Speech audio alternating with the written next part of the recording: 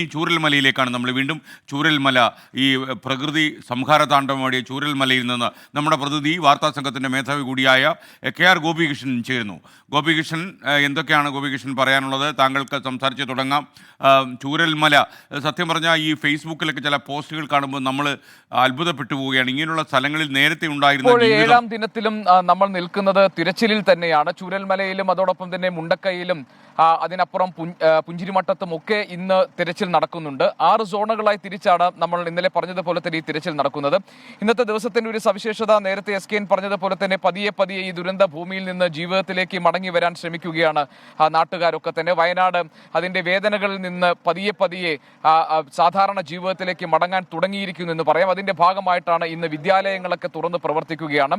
ദുരിതാശ്വാസ കേന്ദ്രങ്ങളായി പ്രവർത്തിക്കുന്ന വിദ്യാലയങ്ങൾ ഒഴികെ ബാക്കി സ്കൂളുകളൊക്കെ തന്നെ ഇന്ന് തുറക്കും. നേരത്തെ SKN സൂചിപ്പിച്ചതുപോലെ തന്നെ ഒരു വലിയ ഷോക്കിൽ നിന്ന്, അതിന്റെ ഒരു ട്രോമയിൽ നിന്ന്, അതിന്റെ ഒരു വേദനിപ്പിക്കുന്ന നടുക്കത്തിൽ നിന്ന് അവർ പതിയെ ജീവിതത്തിലേക്ക് തിരികെ വരുന്ന ദിവസം എന്ന ഒരു പ്രത്യേകതയാണ് ഈ 7ാം നാൾ ഉള്ളത്. അതുകൊണ്ട് തന്നെ വിദ്യാലയങ്ങളിൽ ഏതെങ്കിലും തരത്തിൽ ബുദ്ധിമുട്ടുകൾ, മാനസികമായ ബുദ്ധിമുട്ടുകൾ അനുഭവിക്കുന്ന ആ കുട്ടികൾക്ക് വേണ്ട പരിരക്ഷ, അവർക്ക് കൊടുക്കേണ്ട പരിഗണനയും പിന്തുണയും അതുപോലെ വേണ്ട കൗൺസിലിംഗ് ഒക്കെ നൽകിക്കൊണ്ട് സ്കൂളുകൾ പതിയെ തുറന്ന്, വിദ്യാലയങ്ങൾ പതിയെ പതിയെ തുറന്ന് അതിലേക്ക് കുട്ടികളെ വീണ്ടും ജീവിതത്തിലേക്ക് തിരികെ കൊണ്ടുവരാനുള്ള ശ്രമങ്ങളാണ്. ദുരിതാശ്വാസ കേന്ദ്രങ്ങളായി പ്രവർത്തിക്കുന്ന വയനാട് ജില്ലയിലെ സ്കൂളുകൾ ഒഴികെ ബാക്കി എല്ലാ സ്കൂളുകളും ഇന്ന് തുറക്കുന്നു. ഇവിടെ തിരച്ചിലുമായി ബന്ധപ്പെട്ട കാര്യങ്ങളിൽ നമുക്ക് പ്രധാനമായി പറയാനുള്ളത് 6 സോണുകളായി തിരിച്ചാണ് ഈ മേഖലകളിലൊക്കെ തന്നെ തിരച്ചിൽ നടക്കുന്നത്. ഇന്നലെയും അത്യാധുനിക സംവിധാനങ്ങൾ ഉപയോഗിച്ചിട്ടുള്ള തിരച്ചിലായിരുന്നു നടന്നിരുന്നത്. ഇന്നും ഇപ്പോൾ അതേ രീതിയിൽ, അതേ മാതൃകയിലുള്ള തിരച്ചിൽ നടക്കുന്നു. ഏതായാലും രാവിലെ മുതൽ തന്നെ ഇനി നമുക്കതിനെ രക്ഷാദൗത്യം എന്ന് പറയാൻ കഴിയില്ല. ദൗത്യസേനയിലെ അംഗങ്ങൾ, അതോടൊപ്പം തന്നെ സന്നദ്ധ സംഘടനാ പ്രവർത്തകർ ഒക്കെ തന്നെ വിവിധ ഇടങ്ങൾ കേന്ദ്രീകരിച്ചിട്ട് അവരുടെ സാധാരണ ഈ കഴിഞ്ഞ 6 ദിവസത്തെ പോലെ തന്നെ അവർ തിരച്ചിൽ ആരംഭിച്ചിട്ടുണ്ട്. ഈ മേഖലകളിൽ എവിടെ നിന്നെങ്കിലും ഇനി മൃതദേഹങ്ങളോ മൃതദേഹ അവശിഷ്ടങ്ങളോ ശരീരഭാഗങ്ങളോ ഒക്കെ കണ്ടെത്താനുള്ള സാധ്യതയുണ്ടോ എന്ന തിരച്ചിലിലേക്കാണ് കിടക്കുന്നത്. ഇനി അതിനകത്തൊരു പ്രധാനപ്പെട്ട കാര്യം, ഇന്ന് ഈ മേഖലകളിൽ ഇപ്പോൾ ചാലിയാറിന്റെ കൈവഴികളിൽ, അതോടൊപ്പം തന്നെ മുണ്ടക്കൈ മേഖലയിൽ, ഇവിടെ ചൂരൽമലയിൽ, ഈ മേഖലകളിലാണ് ഇന്നും പ്രധാനമായും തിരച്ചിൽ നടക്കുന്നത്. അതിൽ ചാലിയാറിന്റെ കൈവഴികളിൽ നിന്നാണ് മൃതശരീരങ്ങളും മൃതശരീരത്തിന്റെ ഭാഗങ്ങളും ഒക്കെ കഴിഞ്ഞ ദിവസങ്ങളിലും കണ്ടെടുത്തിട്ടുള്ളത്. ചൂരൽമലയിൽ ഇന്നലെ വളരെ വിശദമായ പരിശോധന നടത്തിയെങ്കിൽ പോലും മൃതദേഹങ്ങളോ മൃതദേഹ അവശിഷ്ടങ്ങളോ ഒന്നും തന്നെ കണ്ടെത്താൻ കഴിഞ്ഞിട്ടില്ല. ഇന്നും ഏതും സാങ്കേതിക സംവിധാനങ്ങൾ ഉപയോഗിച്ചിട്ടുള്ള തിരച്ചിൽ, അതോടൊപ്പം തന്നെ മണ്ണുമാന്തി യന്ത്രങ്ങൾ അടക്കമുള്ള യന്ത്രങ്ങൾ ഉപയോഗിച്ചിട്ടുള്ള തിരച്ചിൽ, അതുപോലെ മനുഷ്യർ പല വിവിധ ഗ്രൂപ്പുകളായി തിരിഞ്ഞ് നടത്തുന്ന തിരച്ചിൽ, ഇതെല്ലാം എല്ലാ ഇടങ്ങളിലും നടന്നുകൊണ്ടിരിക്കുന്നു. വയനാടിനെ സംബന്ധിച്ച് ഇനിയിപ്പോൾ സ്വാഭാവികമായും ഇവിടുത്തെ ആളുകൾക്ക് തിരികെ സാധാരണ ജീവിതത്തിലേക്ക് മടങ്ങി വരാൻ അത് എളുപ്പമല്ല എന്ന് നമുക്കറിയാം. കാരണം അത്ര വലിയ നഷ്ടമാണ്. ഏതർത്ഥത്തിൽ നോക്കിയാലും അവർക്ക് അവരുടെ ജീവിതത്തിൽ എല്ലാ കാലത്തും ഒരു ദുസ്വപ്നമായി നിൽക്കുന്ന അനുഭവങ്ങളിലൂടെയാണ് അവർ കടന്നു പോയിട്ടുള്ളത്. അതുകൊണ്ട് അവരെ സംബന്ധിച്ച് സാധാരണ ജീവിതത്തിലേക്ക് മടങ്ങി വരിക എന്നത് അത്ര എളുപ്പമല്ല. പക്ഷേ ജീവിതം എപ്പോഴും ഈ പ്രതിസന്ധികളെ അതിജീവിച്ചുകൊണ്ടാണ് ജീവിതത്തിൽ മനുഷ്യർ മുന്നോട്ട് പോയിട്ടുള്ളത്. അതുകൊണ്ട് അവർക്ക് വേണ്ട മാനസികമായ പിന്തുണ, അവർക്ക് വേണ്ട സഹായ ഹസ്തങ്ങൾ നീട്ടിക്കൊണ്ട് വയനാട്ടിലെ ഇപ്പോൾ ദുരന്തബാധിത മേഖലയിലെ ജനങ്ങളെ എങ്ങനെ പുനരധിവസിപ്പിക്കാം, അവർക്ക് നഷ്ടപ്പെട്ടതിന് പകരം വയ്ക്കാൻ കഴിയുന്നതല്ല അവർക്ക് നഷ്ടപ്പെട്ടതൊന്നും, എങ്കിൽ പോലും അവരെ സാധാരണ ജീവിതത്തിലേക്ക് കൊണ്ടുവരാൻ ഏതൊക്കെ തരത്തിലുള്ള സഹായങ്ങൾ നൽകാം എന്നതിലേക്ക് ഒക്കെയുള്ള ആലോചനകൾ കടക്കുകയാണ്.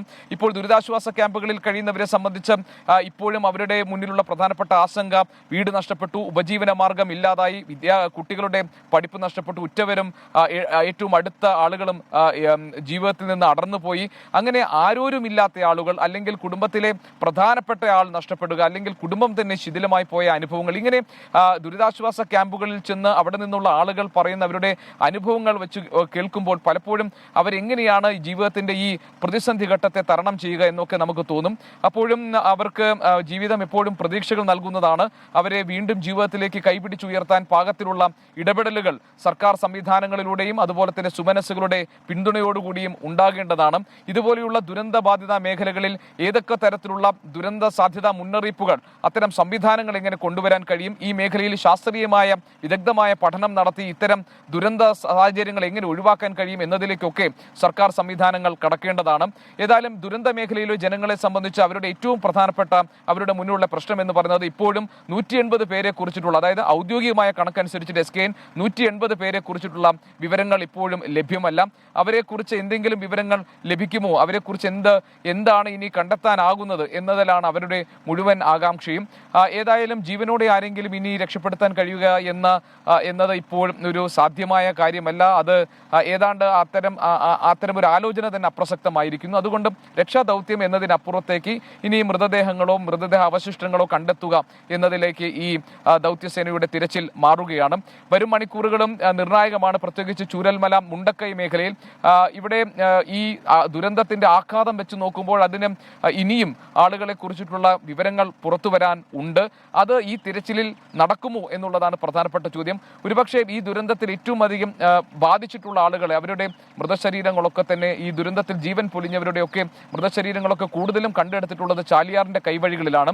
അതുകൊണ്ട് തന്നെ തിരച്ചിൽ കുറെ കൂടി കേന്ദ്രീകരിക്കപ്പെടുക ആ മേഖലയിൽ തന്നെയായിരിക്കും. കാരണം അവിടെ നിന്ന് ഇനി എന്തെങ്കിലും ഈ 180 പേരെ കുറിച്ചിട്ടുള്ള എന്തെങ്കിലും വിവരങ്ങൾ കിട്ടുമോ എന്ന് എന്ന പരിശോധനയായിരിക്കും നടക്കുക.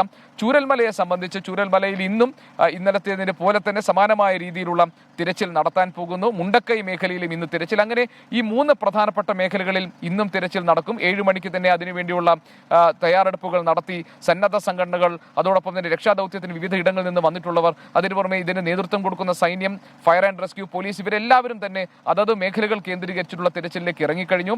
ഇവിടെ കഴിഞ്ഞ ദിവസങ്ങളിൽ ചെറിയ KR ഗോപികൃഷ്ണനാണ് വിവരങ്ങൾ നൽകിയത്. ചൂരൽമലയിൽ നിന്ന് തെരച്ചിൽ തുടരുകയാണ്.